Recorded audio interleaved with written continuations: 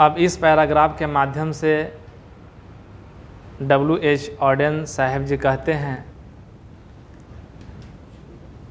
कि बुढ़ापे अवस्था में यमदूत भी जो हैं वे इर्द गिर्द घूमना शुरू कर देते हैं। वही इस कविता के पंक्ति के माध्यम से कह रहे हैं कि whispering neighbours left and right.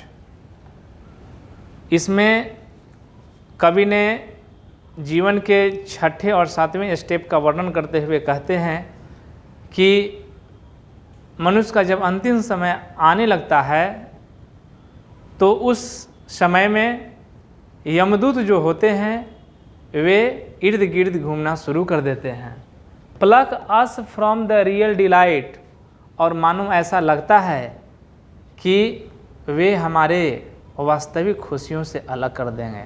वास्तविक खुशी कहने का अर्थात यही मतलब हुआ कि हम जो समाज में जो रह रहे हैं, हम अपने परिवार में जो खुशियाँ मना रहे हैं और वह खुशियाँ जो है वह कुछ पल के बाद समाप्त हो जाएगा।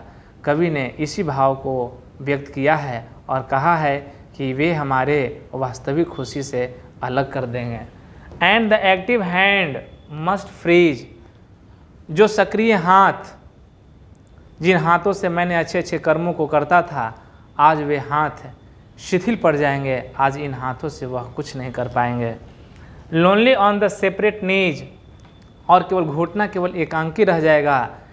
यानी कहने का मतलब है कि यानी हमें किए हुए कर्मों की सज़ा भुगतनी होगी। और जैसे कि कहा गया है कि कर्म प्रधान विश्व करी राखा, जैसा हम कर्म करते हैं वैसा हमें फल की प्राप्ति होती है। अर्थात इस प्रकार से W.H. ऑडेन जी इस पैराग्राफ के माध्यम से अपनी भावनाओं को अपने शब्दों में व्यक्त करके हम लोगों को बताया है।